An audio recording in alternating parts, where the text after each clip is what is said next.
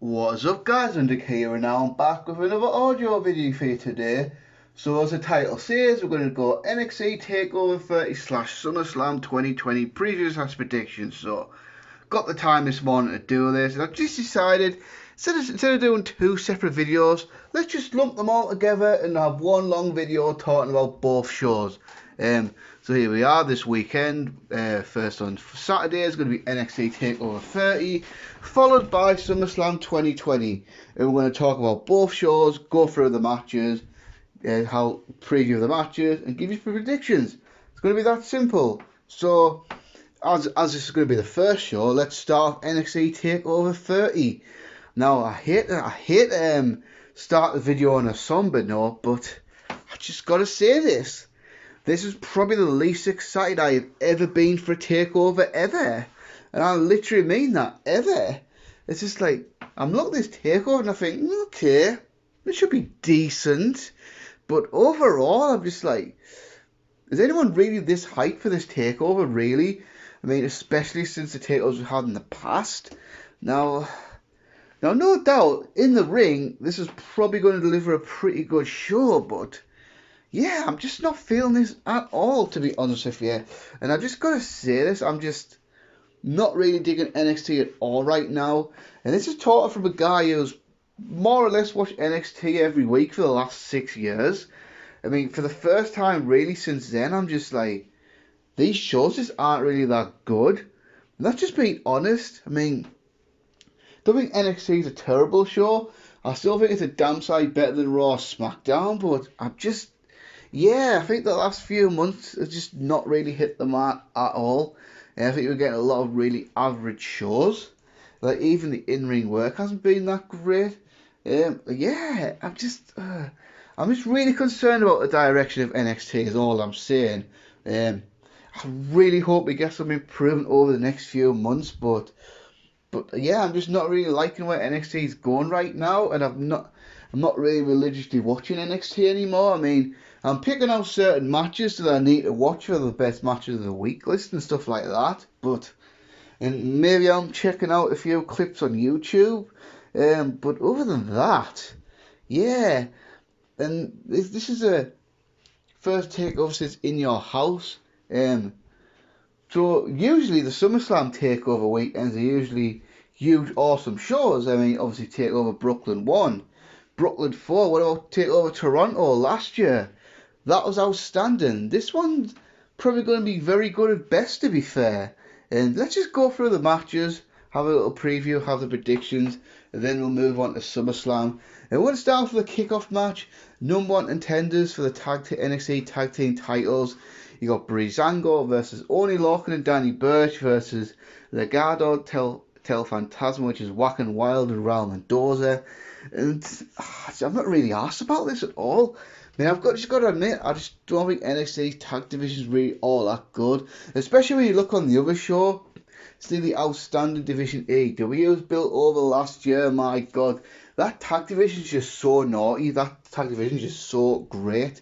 And this one's so I mean, I would rather if they had a tag match, they would just have a tag team title match on the show, but I don't know if maybe because of the travel restrictions on Martel and Ike there, maybe, I'm not sure, because the Imperium are the tag team champions, and I guess he didn't want Undisputed Era in another tag team title situation, because it's kind of been there, done that. This is what we left with.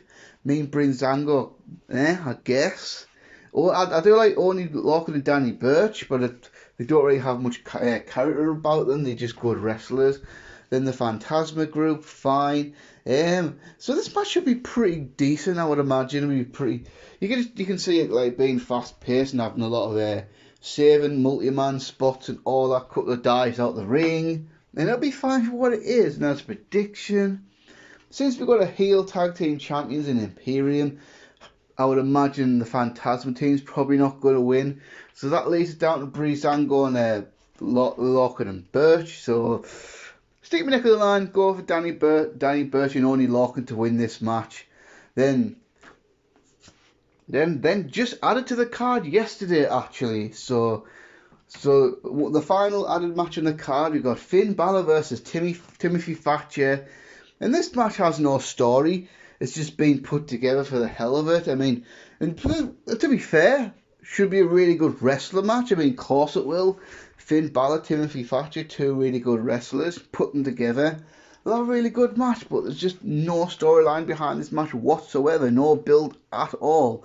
I am enjoying Timothy Thatcher's NXT work, because I've seen a little bit of his indie work, but not a lot of it. So enjoy his feud with Matt Riddle. Like his little mini rivalry with Oney Lorcan he had going for a couple of weeks. That was some really good, stiff, solid matches.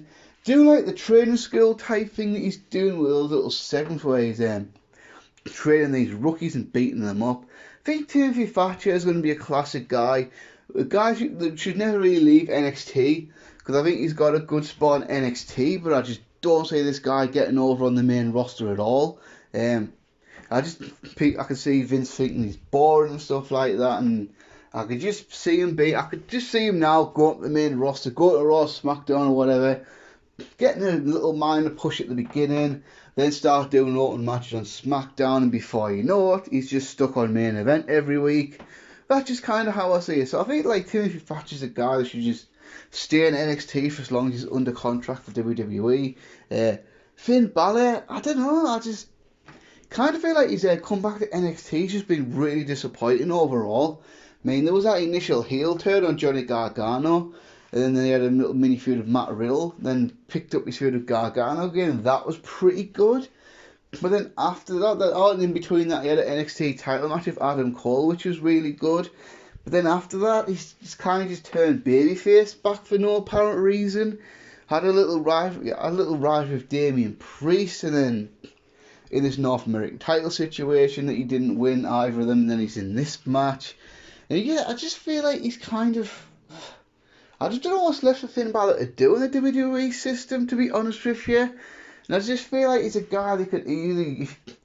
I don't know what his contract situation's like. But when his contract comes up, I think he should definitely look to get out and maybe go back to New Japan and become Prince Devitt again or something.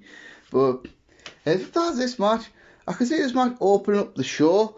Maybe it should. I think it should be... If anything else, it should be a really good wrestling match more than anything. Even though there's no real story behind it, it should be a pretty good wrestling match, to be fair. And I'm going to go with Finn Balor to go over to beat Timothy Thatcher.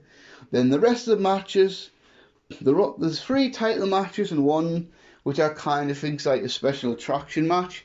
So as far as title matches, we're going to go for the ladder match for the vacant North American Championship. We got Bronson Reed, Cameron Grimes, Damian Priest, Johnny Gargano, and Velveteen Dream.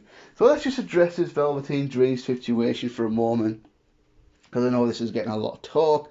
So, in a nutshell, Velveteen Dream has some heavy accusations against him, mainly talking and grooming a young boy. So, when he was like 19 or something, he was talking to these 16-year-old boys and having inappropriate messages with them and all that. And then this all came out as part of a speaking out movement that happened a couple of months ago. And then he just come back, and then Triple H made this butt. And this is, I'm sorry, Hunter, but you're lying out your ass here. He said, we investigated the situation and we're fine with it. Wink, wink. So basically they thought, who gives a fuck? Let's just push us under the carpet and bring him back. And I'm just really concerned this is going to bite WWE in the arse, because is Velveteen Dream innocent? I don't know. Maybe he is, but that's definitely yet to be reasonably proven in my opinion. So I'm just worried he gets a big push in NXT, and then these accusations against him turn out to be true, and then it's going to be a bit of a PR nightmare for WWE. I just feel like if this was someone expendable, like, I don't know, let's just pick a random, someone like Raul Mendoza or someone like that, I think he'd be pretty much gone from the company instantly, or at least suspended. But it just doesn't send out a really good message, does it? Just brushing this under the carpet and just bringing Velveteen Dream back like nothing's happened. And I feel like once the crowds are back, I feel like a lot of the crowd's going to turn on Velveteen Dream because of this, and probably rightfully so, to be fair. I can imagine it's pissed off a few people in the locker room as well. It's just a classic case of WWE showing favouritism, and like I say, I'm definitely concerned about this. Is this is gonna fuck the WWE up? So basically, yeah.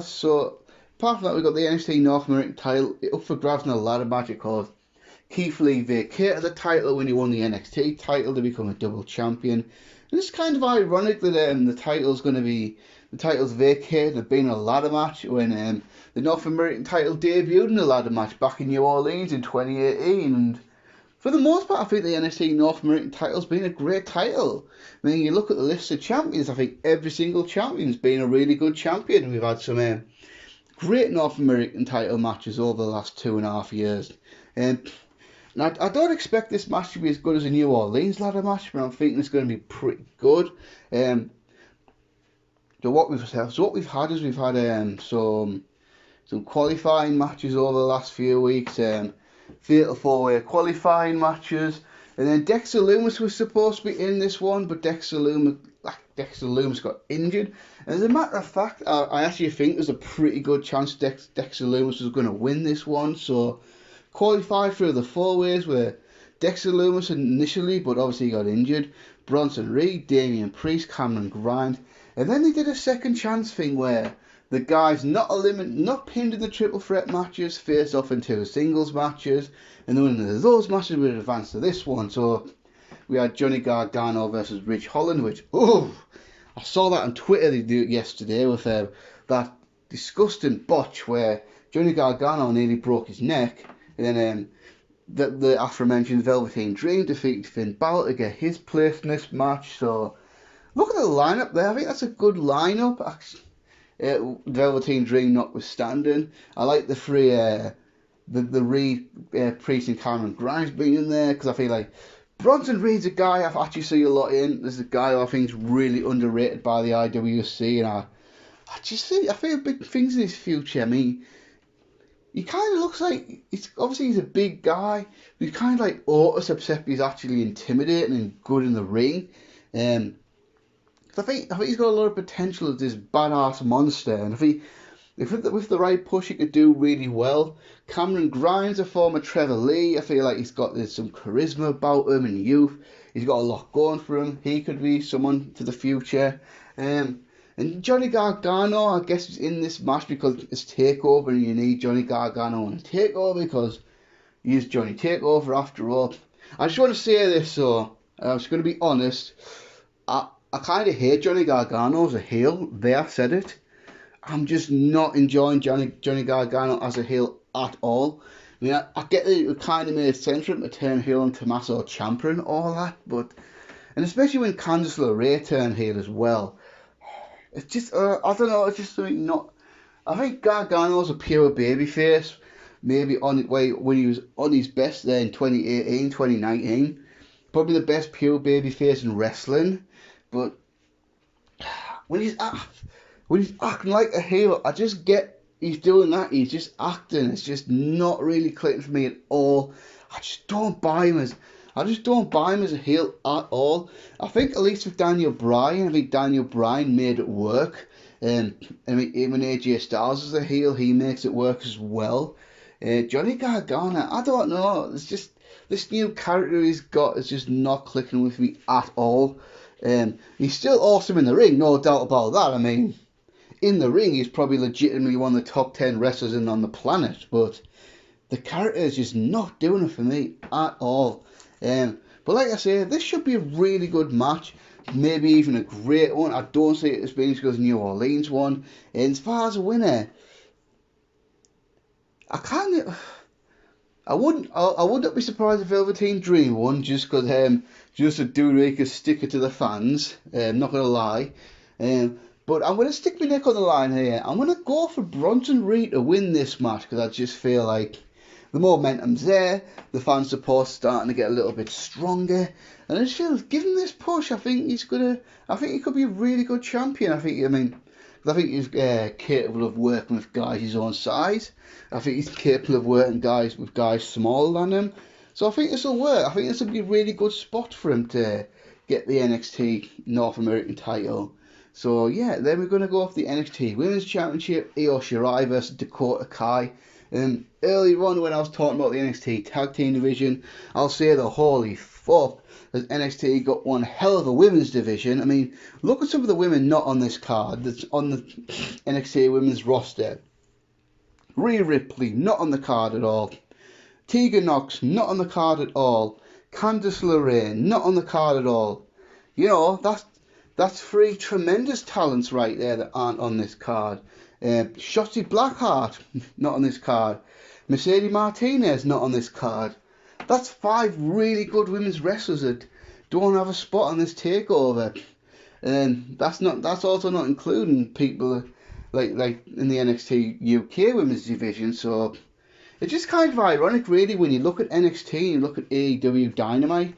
You're thinking, so on one hand, AEW has got a tremendous tag team division and a weak women's division. I don't care anyone says the AEW women's division is getting better, but it's still not very good.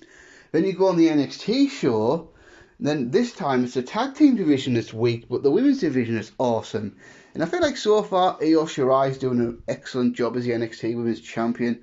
She's had 2 title defences, an awesome match with Sasha Banks at the Great American Bash Show. Then she had a nice gem of a match with Tegan Nox a couple of weeks after that. So in this one as well, Dakota Kai wins this title shot by defeating Rhea Ripley. Yeah, I mean, Dakota Kai, I think, really underrated talent. And this kind of goes back to her initial heel turn to Takeover War Games, and she's done a really good job since then. And this match should be really good. I mean, Io Shirai, she's awesome. I'm really digging her work right now. I think she's done a really good job.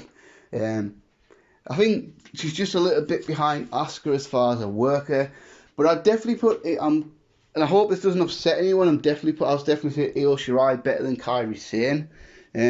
So I think because she's been a heel for the last year, hasn't she? She turned heel last summer on Candice LeRae, and I think she's done some great work in that time. And I mean, she's building herself up nicely as the NXT Women's Champion.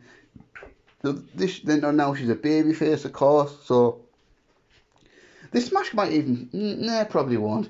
But this match could be really good though. Probably won't steal the show, but should be a really good match nonetheless. As far as a winner, I want to go Io Shirai to retain.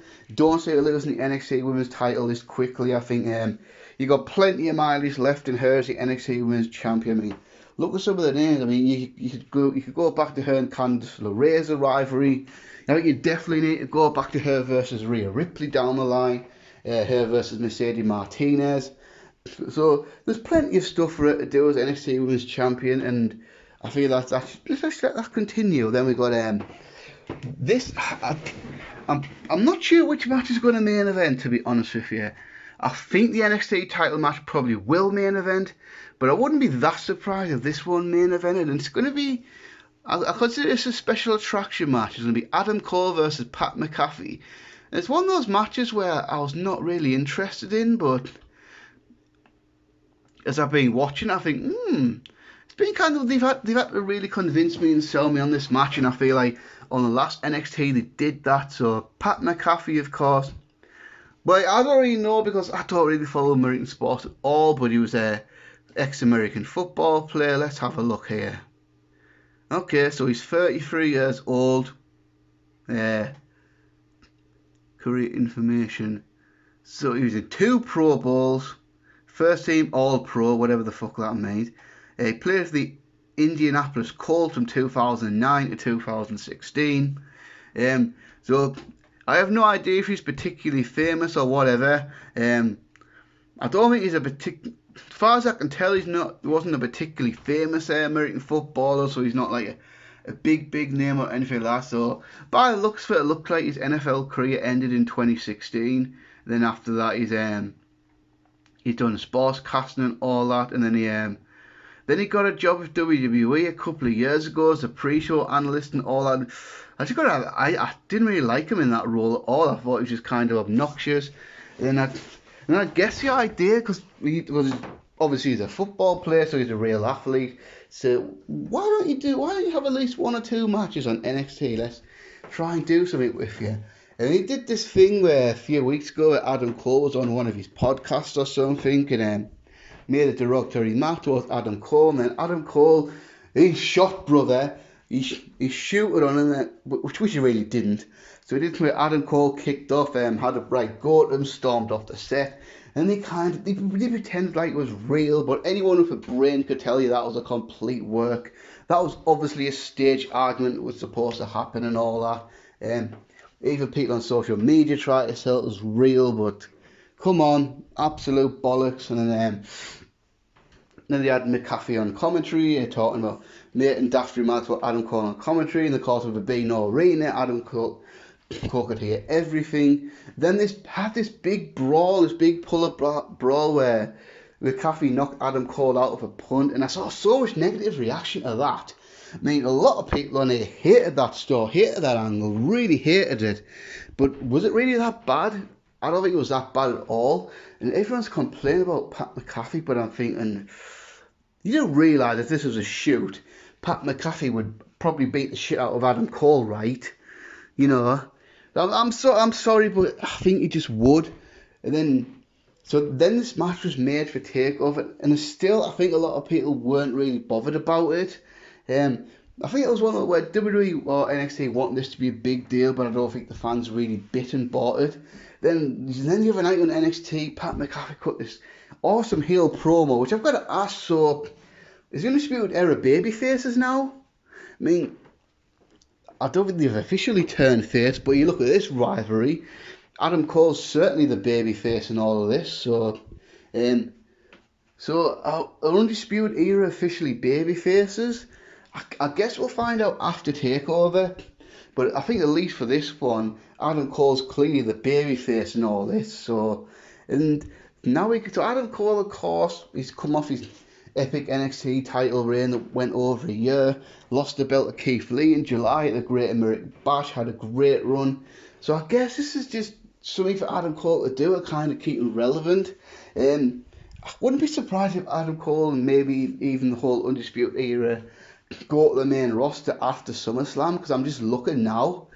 What more have they got to do in NXT, really? I mean, especially Adam Cole. I mean, he's pretty much wrestled everybody, hasn't he? There's not really a rival in NXT, because he's gone through Ricochet, he's gone through Matt Riddle, Johnny Gargano, Tommaso Ciampa, Keith Lee. I just don't really know what's next for Adam Cole. And in the tag division, Fish and O'Reilly, they're 3-time NXT Tag Team Champions. What's left for them? Roderick Strong. So, yeah, I could definitely see them going to Raw SmackDown after SummerSlam. But as far as this match goes, I mean, you'd think it's not going to be a classic, is it? It's not going to be like NXT or Takeover Epic or anything like that. But you think, because Adam Cole's in there, it should be at least very good. And like I say, Pat McAfee's not some guy off the street. This guy's a real athlete and all that. Looked at his Wikipedia there, said he's 33 years old, so he's still a relatively young guy. So you'd think with his athletic background, he'll be able to at least produce something presentable. So the match will probably be pretty good. I don't think it'll be an awesome match or anything like that, but I think Undisputed Era will be at ringside, and then I think maybe McAfee will get his NFL players at ringside, and they'll play a role in the match. And I think it'll be carefully rehearsed and be what it is. But I think it should be a fun attraction. As far as a winner, I think McAfee will probably go over, because I just can't imagine they've pulled McAfee in for this match to have him just lose. I mean, and I can see a lot of people getting pissed off when McAfee wins as well. If he wins, I just can't wait to see what my comment section looks like on a Sunday morning. But, you know, I think he probably will win, though. And then we got a main event for the NXT Championship, Keith Lee versus Karrion Kross. Now, this is what I'm talking about. This match should be great. I mean, this rivalry in general, probably one of the most enjoyable things about NXT over the last month or so. I mean, this just feels like a big-time heavyweight big fight between two badasses fighting for a major title, and that's all I really want from this one. So, of course, Keith Lee, the Great American Bash, becomes double champion, retaining the North American title and beating Adam Cole for the NXT title. And I think it was obvious after that that Karrion Kross was going to be his first challenge, because pretty much since Kross signed, you can see WWE saw big things in this guy, which, to be fair, so do I. I think he's got the look, he's got the believability. He's him and Scarlett are a really good act together. Yeah, I just feel like he'll do it. He'll do really good.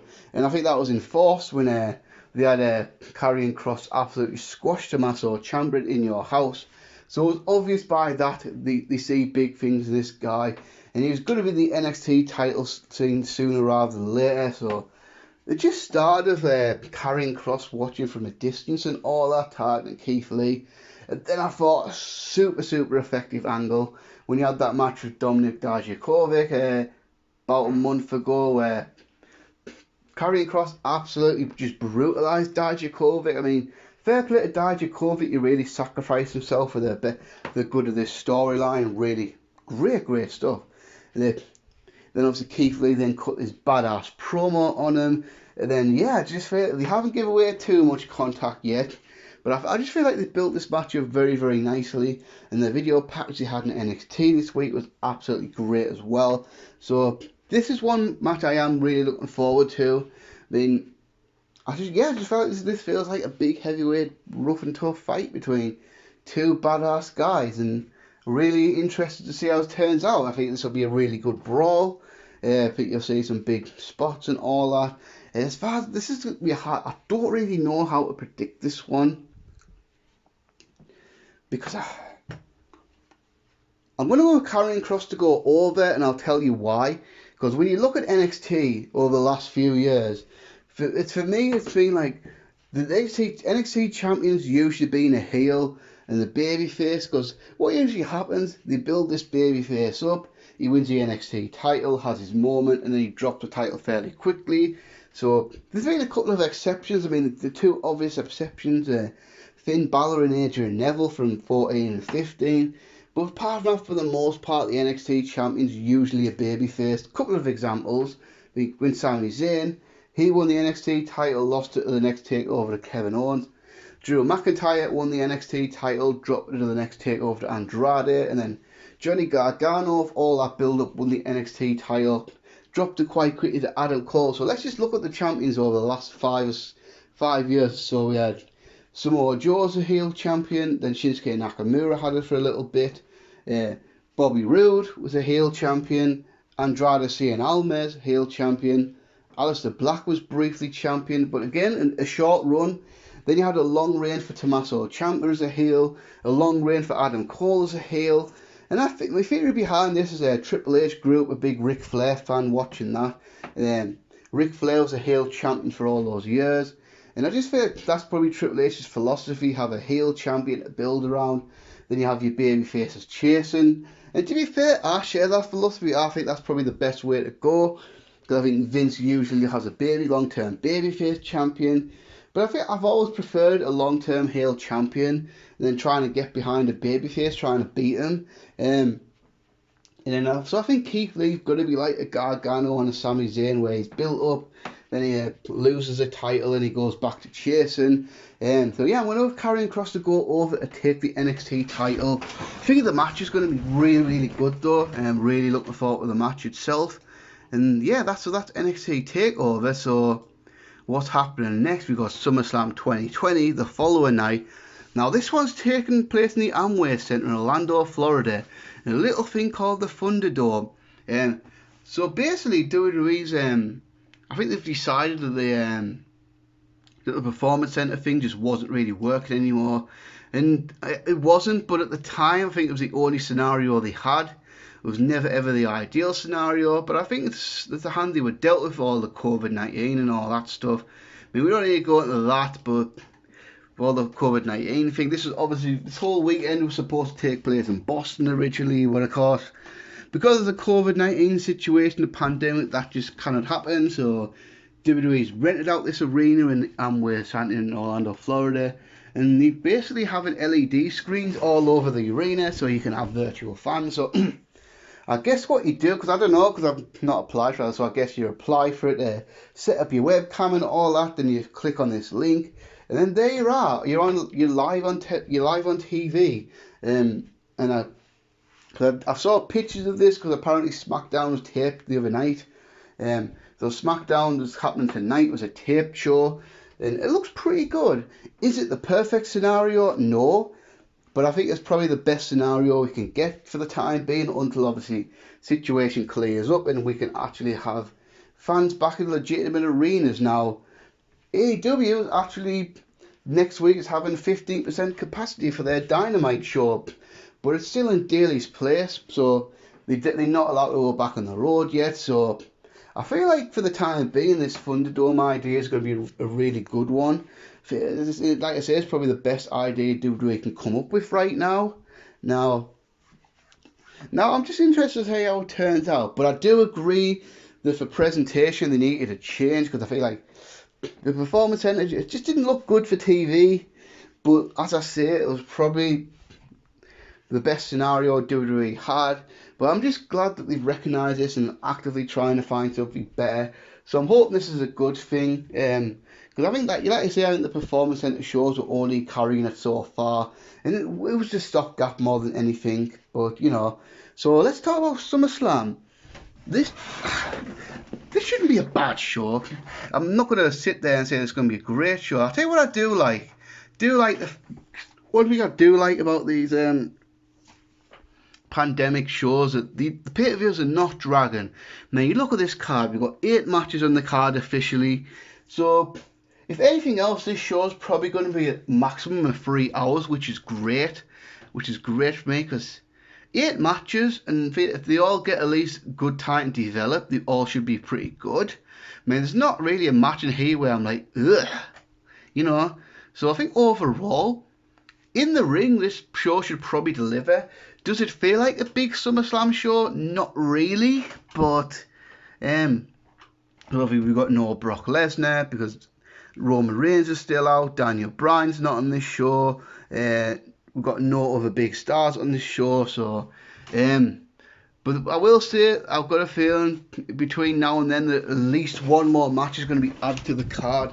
There'll definitely be at least 1 or 2 kickoff matches for sure, and I'm kind of thinking tonight's match of AJ Styles and Jeff Hardy is going to lead to a non-finish, which is going to lead to them having a match on this show, which if they do, I'll go for AJ Styles to beat Jeff Hardy, but that's not to be confirmed. Now, if anything else is announced between now and SummerSlam, I'll write my prediction down in the comment section below. And yeah, let's just get the card race. So, like I say, 8 matches on this card. That's perfect for me. So this show's not going to drag. We'll kick off with the Raw Tag Team titles, the Street Profits versus Andrade and Angel Garza. Now, as a match, this should be pretty damn good. In fact, this could be actually a real gem on the show. I mean, a really good talent in there. So the storyline basically is someone poisoned Montez Ford, and then Montez Ford collapsed in a tag team match in a couple of years, and it was like, who did it? Who poisoned Montez Ford? And it turned out it was Zelina Vega. I think a lot of people thought it might have been Angelo Dawkins' turn on Montez Ford, but no, it was in fact Zelina Vega. So what a dastardly heel, poisoning Montez Ford to try and give her heel team an advantage. Now, I do kind of like Andrade and Angel Garza as a tag team, although I'm looking at Andrade and thinking, come on, WWE, get off your asses and push this guy. I mean, this guy should be way higher up in the card than he is, but it's what it is. Him and Garza at least make a good team. I feel like Angel Garza's got a lot of potential to be a star in the future. Him and Andrade make a perfectly fine tag team. Street Profits, yeah, I mean, it took me a while to get into Street Profits because I was only looking at Montez Ford. Never really rated Angelo Dawkins, but I feel like over the last year these guys have improved so much. I think they've been one of the few acts that come over from NXT and actually do well in the main roster. For now, I'll tell you that. For now, I feel like they've been one of those few acts that come over from NXT and pretty much done well in the main roster too. Win the tag team titles earlier on the year.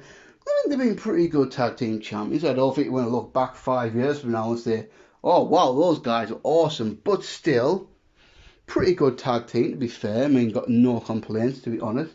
I could see this match either getting bumped at the pre-show or open up the actual pay-per-view itself. I actually think this would be a perfect pay-per-view opener. Have it be a fast-paced, exciting opener with some nice drama to it. And then as a finish, I'm going to go for Andrade and Angel Garza go over to win the tag team titles. I feel like the Profs have had a pretty good reign so far, but maybe now's the time to switch. And I feel like with Andrade and Angel Garza getting a little bit hotter, let's just switch up and have a heel team win the tag team titles. Let them have a run as champions for a little while. And I'm going to be honest, I just feel like WWE should seriously look into breaking these guys up and turning Montez Ford into a star, because I just feel like this guy has a lot of tools. He's got size, he's got athletic ability, interesting look, charisma. I see main event potentially in Montez Ford. I really do. I mean, I thought that when I saw him in NXT. Angelo Dawkins, yeah, I just feel like they maybe put him back on NXT or something like that, or even just like push him to one side for now and put all the focus on Montez Ford. Maybe they can break up Dawkins and turn heel on Ford. They can have a Dawkins versus Ford feud, and then Montez Ford can push on maybe towards United States title level or something like that. But yeah, this should be good. Then we got now for the United States Championship, Apollo Crews versus MVP. And this is another one where the story hasn't been fantastic, but it's been pretty solid. We have had some solid build-up for this one. Here we are, Apollo Crews. It looks like finally Apollo Crews is having a good run in WWE after being the main roster for 4 years and nothing really happening for him until now. Now, the big one for this is the Hurt Business guy, Bobby Lashley and Shelton Benjamin are banned from ringside. But one thing I'm thinking, why aren't they just doing Lashley versus Crews for this one instead of MVP? But that's just me. I just feel like you've got someone like Bobby Lashley, but the focus is on MVP at the moment. Now, I will say I'm hoping after this we'll focus on Bobby Lashley, and Bobby Lashley will feud with Crews after this.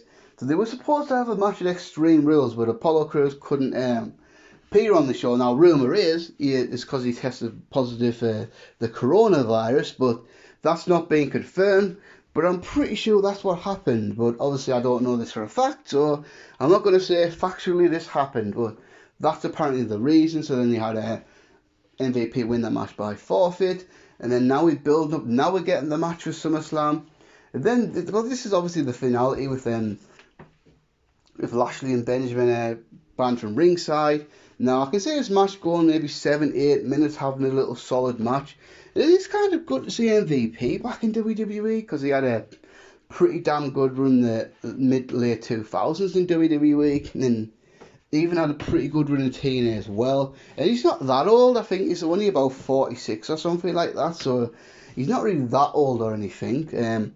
But I do think he'd be better suited as a manager from now on. It's just been Bobby Lashley's mouthpiece and stuff like that. But I think MVP could still go to a pretty decent level, and this match should be pretty solid. Crews has got to go over, right? I mean, it'd be pretty stupid to have MVP go over and take the United States title, wouldn't it? That's not just me. So I'm thinking Apollo Crews almost certainly goes over. Then I'm thinking after this you do Crews versus Lashley into September, October, November months, and that should be a pretty solid feud. So I'm going to go with Apollo Crews to go over.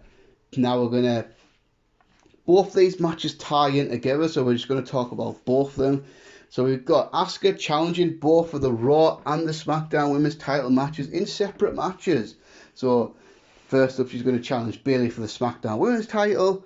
Later on in the night, she's going to challenge Sasha Banks for the Raw Women's title. Now, I've got to say, these three women have been, along with Drew McIntyre and Randy Orton, probably been keeping the company together in this COVID-19 pandemic period. It's been a hard time, and I feel like WWE's doing the best to put some form of programming out. I mean, none of what's happening in the world right now are ideal.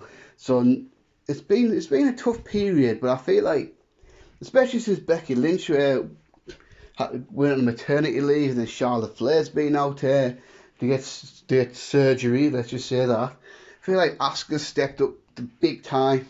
And I just feel like Sasha Banks and Bayley have absolutely stepped up to the plate and really helped fill the void that we've lost with Becky and Charlotte.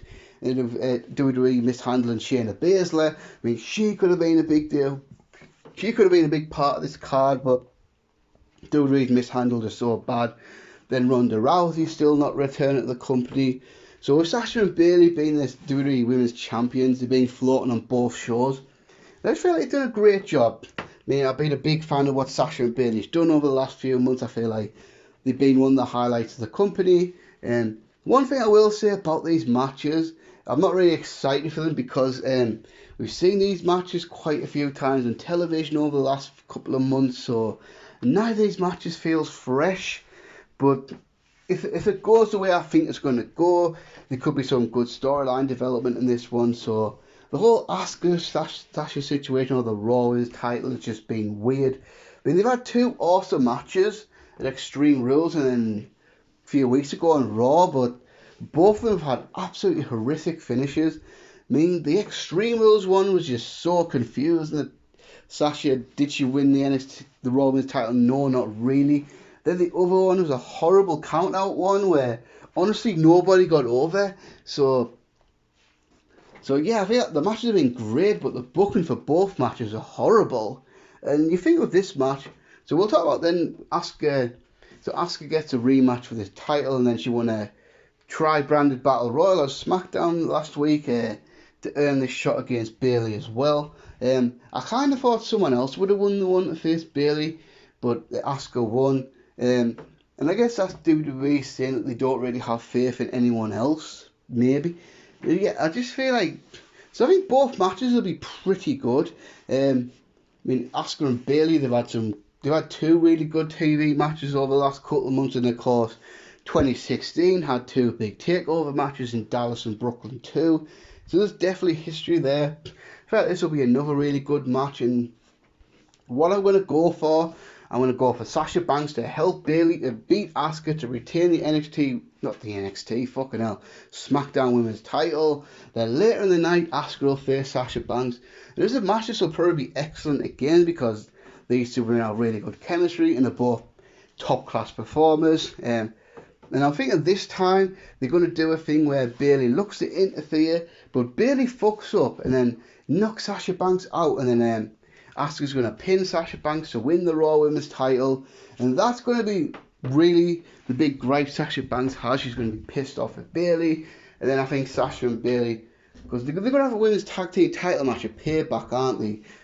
And we don't know who their opponents are going to be yet. But then I'm thinking Sasha and Bayley lose the WWE Women's titles there. And then the big blow-off happens. Sasha Banks and Bayley finally break up. And then we get the big Sasha Banks-Bayley rivalry in the autumn months. And I'm so looking forward to that. I feel like WWE's done an excellent job of building this Sasha Bayley thing. Like a couple of months ago, I would have absolutely swore down that Sasha and Bayley is going to happen on this show. But WWE's done a surprisingly good job of holding this off. I mean, long-term storytelling's not something WWE usually does well, but in this case, I think they've done a really good job of it. And I'm really looking forward to see what happens when Sasha and Bayley do break up and have the big rivalry in the main roster that most of us have been waiting years for. I mean, because you look at this, what's the date here? 23rd, so it'll be 5 years and 1 day after the NXT Takeover Brooklyn match in 2015. So there you go. So yes, I'm going to go for Asuka to win the Raw Women's title, but not win the SmackDown Women's title. Then we're going to stick with the women for a moment, and we're going to talk about hair versus hair, Mandy Rose versus Sonya Deville. And I'm going to say this, apart from the main event, I feel like this has had the best build-up of the whole SummerSlam. I mean, I think this is probably one of the best stories WWE's done for a long time, especially on a mid-card level. I mean, this feud's been building since before WrestleMania, and here we are at SummerSlam, and the first big match is finally happening. So kudos to WWE for that. I mean, WWE could have easily rushed this and done it in like Payback or what the hell was it? Money in the Bank was the first one after WrestleMania, wasn't it? Then what was the other one? Oh, Backlash. So they could have done it. They could have easily done it one of those two shows, but they've showed some patience, and now we're getting the big match, and also a big match with a big stipulation: hair versus hair. Been a while since we've seen a hair versus hair match, haven't we? And yeah, I just feel like this storyline's been really good. I mean, this of course is tied into the whole Otis and Mandy storyline, which is, as far as the storyline, was probably one of the big highlights of the early months of this year in WWE. And that of course led to Sonya turning heel, and really just being the typical. I mean, we've seen it 1,000 times, but it still works. The jealous heel, jealous of her best friend's success and all that, and the popularity and all that. And Sonya Deville, super convincing. I mean, when I hear her talk to the microphone, I can really believe that she dislikes Mandy Rose and she wants to destroy Mandy Rose, and she's jealous of that, and it's great stuff. And Mandy Rose has done a pretty good job as a babyface trying to avoid the situation. But yeah, really enjoy the build up this one. It's built up very nicely. And they did a thing where Sonya attacked Mandy, cut a piece of her hair off, which at that point you think, okay, hair versus hair. And then the challenge was made, so hair versus hair. I mean, back in the territory days, this was kind of the ultimate way for a heel to get the comeuppance. You'd usually have a heel do all these dastardly stuff to a babyface over a period of months. Then you would have a big blow off in a big show, the hair versus hair match, and the heel would get his head shaved and be humiliated. Now, once wrestling became more mainstream, we saw less of these. Do you know what? On the top of my head, I cannot even remember the last hair versus hair match in WWE. No, I'm being serious. I literally cannot remember when the last hair versus hair match in WWE was. I mean, probably the most notable one to do. I think Kurt Angle and Edge had a great one in 2002. As far as the women, Victoria and Molly Holly had one in WrestleMania 20. Although I'm pretty sure only Molly's hair was on the line. Then there was obviously the McMahon and Donald Trump one at WrestleMania 23. But in recent, can anyone out there remember the last hair versus hair match in WWE? Because I legitimately cannot. So if you can, put it in the comment section below. Now, as a match, I can't see this being really a great match or anything, because I still feel like Mandy Rose, hot as hell, great character, good charisma, but she's so in the ring. I don't think she's a bad wrestler or anything like that, but certainly don't think she's great. I think she's pretty average. But Sonya Deville, I see a lot of potential in her. I feel like after this, I could see her challenging for one the women's title in the next few months to a year. I could definitely see her holding on the belt in the next little while. I think she's been one of the breakout stars this year, in my opinion. Actually, I feel like she's got the opportunity she never had before, and I feel like she's killed it, and especially her character work, great stuff. So the match will be fine. I could see it maybe being a 2, and I could maybe see it being a 3-star match at best. As far as a winner, but I think it's an obvious one. I think it's probably one of the most obvious predictions of the night. Mandy Rose is going over, because he wants a hair versus hair match, and 90% of the time the heel loses, because that's what a hair versus hair match is designed to do, for the bad guy to get beaten, get humiliated. And I'm not being rude, because I know this might get taken wrong, but you're not going to shave Mandy Rose's head, are you? You're not going to take someone like Mandy Rose and have a bald, are you? So Mandy's going to win. She's going to get a retribution. Sonya Deville's going to get a head shave. She's going to be like screaming and all that. But I think that could be a badass look for Sonya, actually. Especially if they're going to present her as this badass character. Just feel like with her head being shaved, that could be really good for her, actually. So yeah, and then we got 3 more matches. And this is what I like. There's not too many matches on this show. It's going to be a nice show. Then we're going to get Seth Rollins versus Dominic Mysterio. Now, this is a match where at first I was like, really? This is a big match for SummerSlam? Because I thought for sure when this match was announced, it was going to wind up being a tag team match, Dominic and Rhea versus Rollins and Murphy. But I guess he's saving that for another show. And this is another one where I thought, nah, not really feeling this one. But I will say I think WWE's done a pretty good job of trying to convince me that this is a match I need to care about. So, how weird is Dominic Mysterio? And this is not Dominic Mysterio's first SummerSlam appearance. Oh, no, boys and girls. No, it is not. Because 15 years ago, SummerSlam 2005, Dominic was a big part of a big match on SummerSlam. In fact, the custody of Dominic was on the line as Rey Mysterio and Eddie Guerrero fought in a huge ladder match.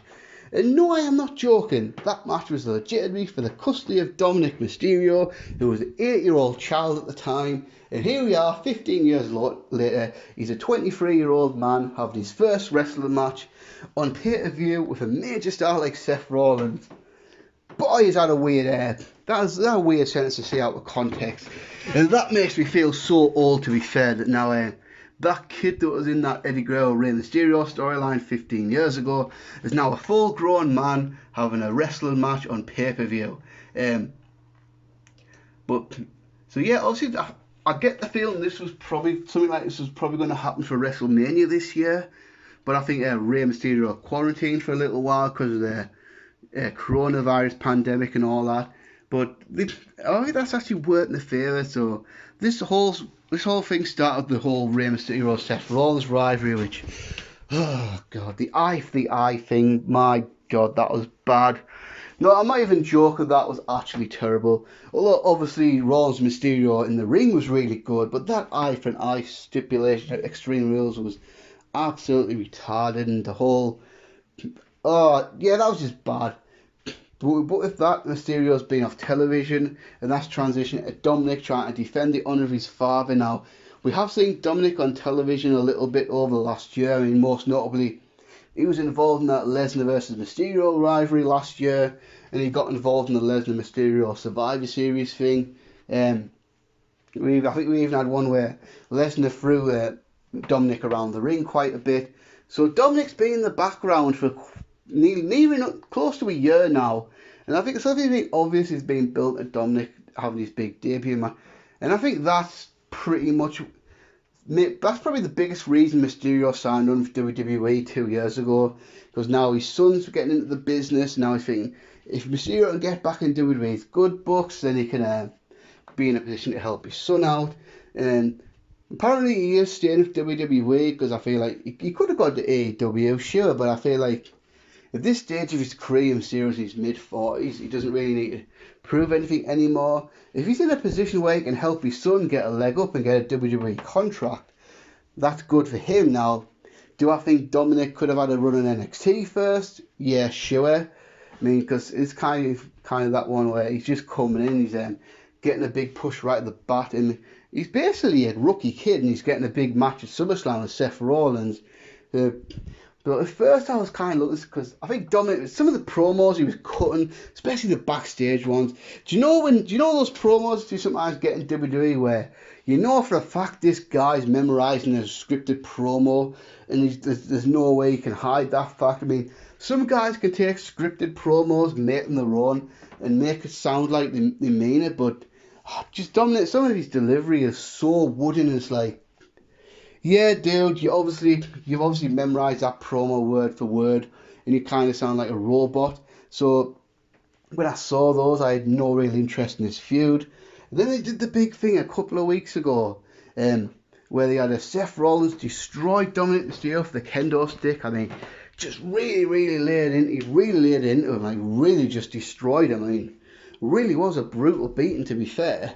I mean, I loved that. So fair play to Dominic. He's not messing around here. He's going to go full tilt on this. Talk about paying your dues, kid. He took a real beating there.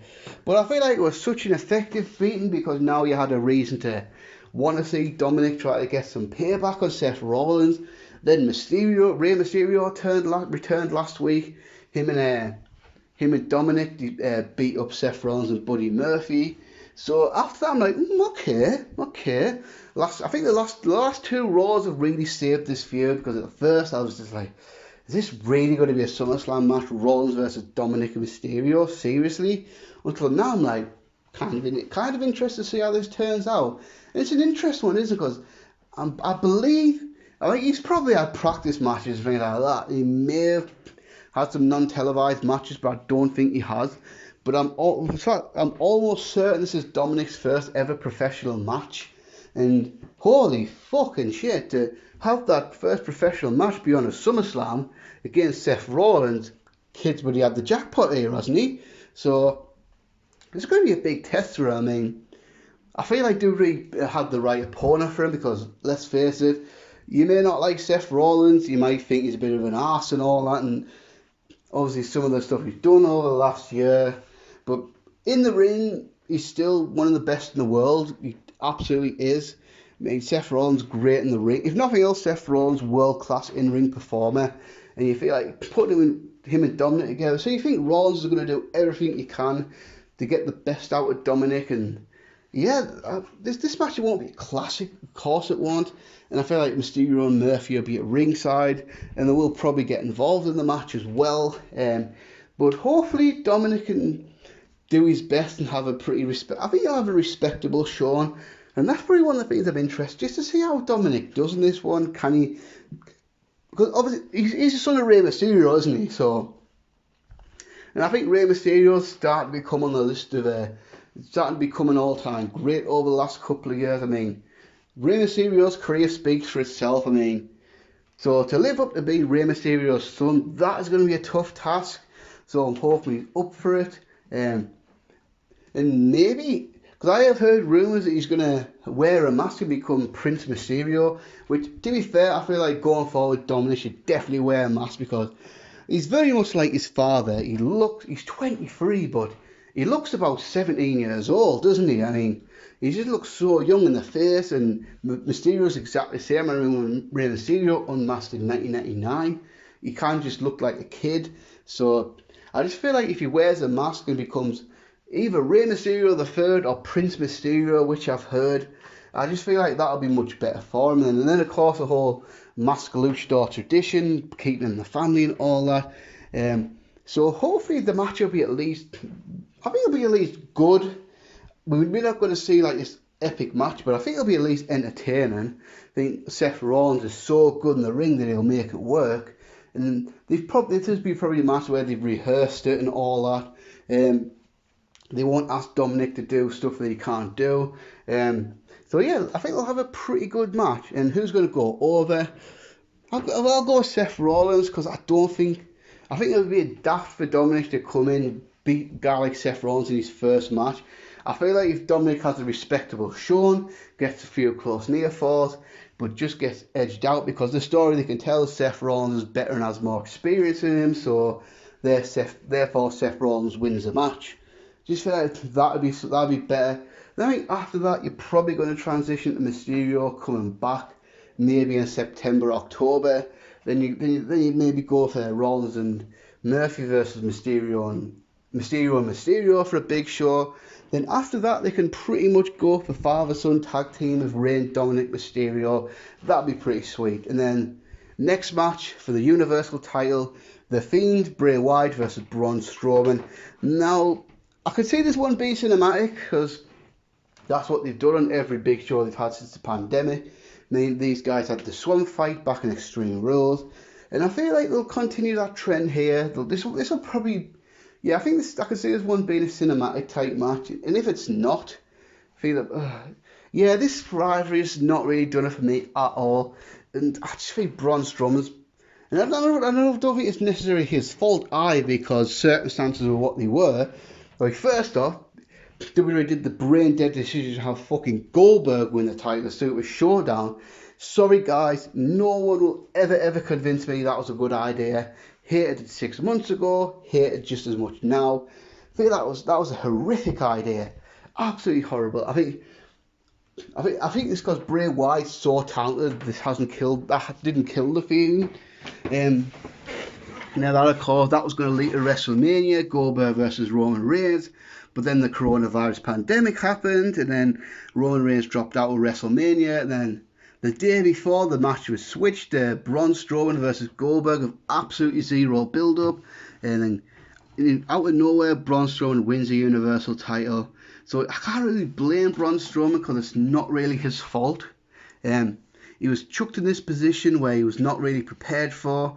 And then they've kind of just dragged out the Rollins Wyatt family all rivalry over this, because basically SmackDown has nobody else, do they? With Roman Reigns out, Daniel Bryan being in and out, when they decided to make AJ Styles the Intercontinental Champion, who the fuck wants to see King Corbin versus Braun Strowman? If you actually do want to see Braun Strowman versus Baron Corbin for the Universal title, go to the doctor, get your head checked, please, because you need a mental test. So then they did the little thing of the Miz and John Morrison, and that was awful. Like for a world title feud, that was legitimately one of the worst feuds for a world title I can remember. Not even in recent years, I'm even talking about ever. And that match in Money in the... Was it Money in the... Was it Backlash? Yeah, it was Backlash, wasn't it? That was just what? So Bray's faced Firefly, Funhouse Bray. Then he faced Classic Bray. And now the Fiend's being dragged back for this feud. Now, think back to 1 year ago, SummerSlam 2019. The live debut of the Fiend versus Finn Balor. A lot of people thought that was a highlight of SummerSlam last year. And maybe I agree. I mean, that got over so huge, didn't it? And what's happened? I just feel like the Fiend over the last years lost so much steam. It was one of those ones where you got Bray Wyatt, you created this Fiend character, and you thought, okay, WWE can't surely screw this up right. And WWE's like, you think we can't screw this up? Just watch us. And they kind of, like, the Seth Rollins feud was just awful. And we don't need to talk about the Hell in a Cell fiasco, but then he did win the Universal title. Then he kind of seemed on track. I mean, the Daniel Bryan feud was really good for him. And then the Adam Goldberg cut him off by his knees. Then the John Cena thing was what it was. I mean, yeah. And then, I don't know, this feud's not doing it for me at all. I mean, it's one of those ones where it's like, this just feels like this dragged this on for so long. And does anyone really care about this feud or this match? I mean, they have upped the game in the last few weeks. I'll give them that, with their whole Bray Wyatt putting the Mandible Claw on Alexa Bliss there for trying to get into Braun Strowman's head, beat someone up. He cares, but then Braun Strowman just turns around and says he doesn't care about Alexa Bliss. So like, what? Really? Yeah. And that, in a sense, I kind of get that, because now they've I don't know if they've officially both turned or not, because I don't know. Is this officially a heel turn for Braun, a babyface turn for Bray? I would say probably not. But I will say it is consistent with the idea that the Fiend changes people. So, apart from Daniel Bryan, actually, I suppose he did change his look up a little bit, but he didn't turn heel. So he had Finn Balor was his first victim. He turned heel. Seth Rollins changed after the Fiend, and now you got Braun Strowman doing the same. Now, except for Goldberg, of course, because Goldberg's a super powerful badass, of course. Wink, wink. But yes, I do like the bold look for Braun. Actually, I think that's a great look. And I think if you get Braun to be more aggressive, that could be pretty good in the future. As far as this match, I've got no interest in this match at all. I feel like the match is going to be average at best. And I just feel like Strowman's been an absolutely terrible Universal Champion. I really do. As far as a winner, I'm going to go with the Fiend. I think the Fiend will go over and get the Universal title back. I mean, one could argue we should never have lost the fucker in the first place, but still. And for all the Roman Reigns haters out there, I think SmackDown would be a hell of a lot better if Roman Reigns came back. Because I can see Roman Reigns coming back soon. And let's face it, if Roman Reigns had beaten Goldberg for the Universal title, I feel like Roman Reigns would have had a pretty good run as Universal Champion by now. Maybe it could have been. Maybe it would have. I think it would have been. Because I think the original WrestleMania plan was the Fiend versus Roman Reigns. But then that, of course, changed when John Cena decided to come back, and then they put Cena with the Fiend, and then they were going to do Goldberg versus Reigns. But so I just feel like if Roman Reigns can come back, if the Fiend can win the title, when Roman Reigns can come back, then you maybe do Reigns versus the Fiend through a Survivor Series, then Reigns can get his Universal title run there. I'm thinking that's what's going to happen. So I'm going to go with the Fiend. Now, main event for the WWE title. This feels like a big time match. I think over this weekend, this is probably the match I'm looking most forward to. and that's Drew McIntyre defending the WWE title against Randy Orton. So this, if anything on this show feels SummerSlam worthy, this is it. I mean, this has been awesome, to be honest. This feud, the storyline, the build up, this match has been great. Randy Orton's absolutely just killed it as a heel over this year. I mean, you could argue at 40 years old, Randy Orton's doing some of the best work that he's ever done. Now, 16 years ago at SummerSlam, Randy Orton made history, where he became the youngest world champion in history. Now, can he, at 24 years old, now as a 40-year-old man, can he win the WWE title for a 14th time? So if he did that, as far as WWE titles, like WWE World Heavyweight titles, he'd be on level with Triple H and one behind. No, yeah, Triple H is 14, isn't he? Then 2 behind John Cena. Now, of course, as far as recognised world titles, officially Ric Flair is a 16-time world champion as well. So could Randy Orton do it? Well, I'll tell you in a little minute. So yeah, this feud's been great. Randy Orton for the whole Edge thing earlier in the year, the build up, the Edge match, the WrestleMania, then the continuation of the Edge rivalry going to Backlash. That even the mini feud of the Big Show was all right. Especially because it was a Big Show in 2020, but even that was all right. Then the whole Christian thing, yeah, just the build up of this. So you think of Drew McIntyre, I think for the most part, I think Drew's had the best reign he could have, because obviously the COVID-19 thing happened. Him and Lesnar was supposed to be this big epic moment of Drew beating Lesnar at a big WrestleMania in front of an 80,000 seat arena. Of course, that never happened. They essentially had a 4-minute match in a warehouse, and Drew won. So I think Drew's just got so unlucky, and I think John Moxley in AEW has had the same bad luck. When Moxley won the title and quite short into his reign, the COVID-19 thing happened. So yeah, I feel like he's had the best reign he can have, because I feel like they've presented Drew well, they've built him up, they've let him cut great promos, he's come across as a star. But the problem is with no crowd, you can't really see if it's working or not. So I would like to think the crowd would be really behind Drew McIntyre, but obviously I think that's the biggest problem with no crowd. It's hard to really tell what's working and what's not, because you don't have that instant feedback from a crowd anymore. So it's really hard in that regard. So Drew had his little run with Seth Rollins, which was pretty good. Then he had a nice little solid rivalry with Bobby Lashley. Then they had the Dolph Ziggler thing, which I'm still annoyed about that. Now I know it's been like over a month ago, but I'm still annoyed that Dolph Ziggler was in a WWE title feud in 2020, but Drew McIntyre convincingly beat him. So you think at that point, especially when Edge got injured, because I get the impression if Edge had not got injured, it would probably be Orton versus Edge for this show, and maybe we would have had McIntyre versus Lashley or something like that. Maybe. So with Edge being out, Brock Lesnar not being in the show, I guess the theory is they don't really want to use Brock Lesnar and pay him all that money if they can't get some money back from the live gate. That's my guess. I don't know that for sure, but that would make the most logical sense, that they don't want to pay Brock Lesnar all these millions if they can't get some of the money back from the live gate. So with that, this seemed like the only real logical match to headline SummerSlam this year. Then of course WWE went in that direction. So you've got a good babyface in McIntyre, a great heel in Randy Orton. This just feels like a big match worthy of the SummerSlam main event. It really is. I've really enjoyed this one. I mean, the promos have been cutting on each other the last few weeks have been great. Especially the one about a month ago when McIntyre was talking about how McIntyre was down. A guy like Randy Orton could have really helped him and changed his career, but he didn't, and all that. Then the whole thing of Ric Flair a couple of weeks ago, my God, was that not one of the most emotional promos of the last couple of years? The Ric Flair Randy Orton thing, where Randy Orton wink punted Ric Flair. And to be fair, what I loved about that, the whole promo itself was great, but Drew McIntyre rushing out and Drew McIntyre's reaction. I mean, Drew McIntyre convinced you that he was raging, and now he wanted to rip Randy Orton's head off.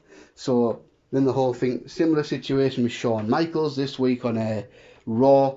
And yeah, so they've done a good job of Randy Orton being a complete piece of shit. I mean, I feel like if the crowds were there, Randy Orton would have so much heel heat right now, because he did have so much heat in the feud with Edge, and then of course we'd lost the crowds. But I think, yeah, actually, if the crowds, Randy Orton would be so hated right now, and the fans would be so behind Drew's quest to beat him up. So yeah, I think this match could be awesome as well, because don't get me wrong, Randy Orton's motivated. Randy Orton is one of the best wrestlers in the world. I mean, I think it's obvious. How obvious is it that Randy Orton's just so much better as a heel than a babyface? I think it's obvious that Randy Orton, he seems to always just phone in when he's a good guy, doesn't he? Let's just be honest, he does. But when he's a heel, he loves being a heel. He puts 110% effort into being a heel. And I think this match should be great. It's not going to be a classic, I don't think, but I think it'll be an awesome match nonetheless. I mean, Drew McIntyre has proven himself to be a damn good worker. And again, I just think this will be a great fight. This will be an intense match. Just looking forward to see how it plays out. I feel like they'll get maybe 20, 22 minutes, something like that. Hope it doesn't drag. Hope they don't go for a long, drawn-out 28 to 35-minute match or anything like that. I think anywhere from 18 to 22 minutes, I think, will be perfect length for this one. Now, as far as prediction, I think Orton's got to do it, hasn't he? I think this has got to be Randy Orton's time for sure, hasn't it? I mean, yeah, this has got to be it. This has got to be Randy Orton's time. I think Randy Orton's so hot as a heel right now. Do they kind of have to pull the trigger?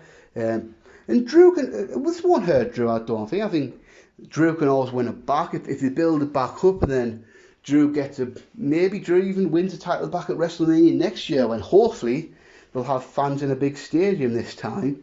Because I think like Drew's safe. I think WWE knows Drew McIntyre is a star, and they're not going to drop him down the card after this. They're going to keep him relevant, and I feel like Drew's not going to be one of those guys that has one WWE title reign and be done with it, like a Kofi Kingston or something like that. I feel like Drew McIntyre is going to be WWE champion on and off for the next few years, so he will get it. I'm confident he will get it back in the future. I just feel like Randy Orton being so hot right now, you got to go for it. I mean, and how amazing is that? Tell me a year ago that I'd be saying that Randy Orton should be WWE champion again. I would never have believed you. I'd have thought, yeah, I would never say that. That'd be stupid to put the title back on Orton, but here we are. And here I am endorsing the idea of Randy Orton being WWE champion in 2020. And I feel like most people probably agree with me on that one, I would imagine. So yeah, I'm going to go with Randy Orton to go over Drew McIntyre to win this WWE title. And that's a wrap, guys. So thanks for watching, guys. So obviously reviews will be coming out on Sunday and Monday morning respectively. And until next time, guys, peace.